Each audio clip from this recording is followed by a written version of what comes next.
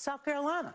I mean, there's a reason why Trump went to that Palmetto State game last night, right? Because he knows he needs to win in South Carolina and defeat her. Because if she comes out of South Carolina as a close second, the argument against Donald Trump, like Rick said, was that he can't beat Joe Biden. That was a much easier case to make a year ago than it was today.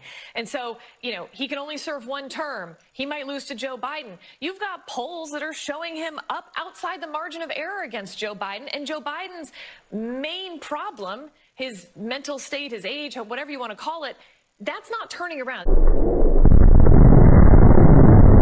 Good old Donna Brazile getting truth bombs dropped on her this morning. You know, my first question is, what happened to that Donald Trump wig she was wearing a week ago on Bill Maher? Kind of miss it. She probably got enough criticism that she went back to her natural look here.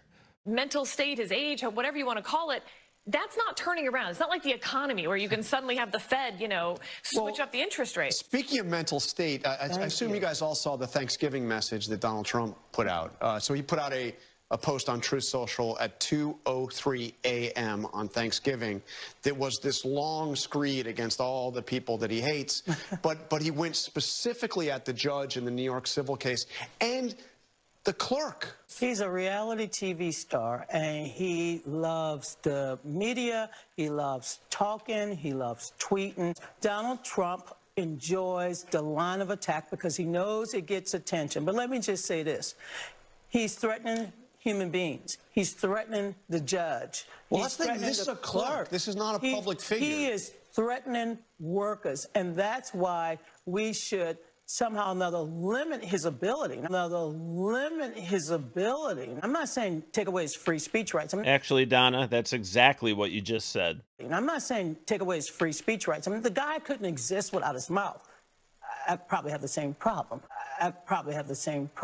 For once, Donna Brazile showing self-awareness.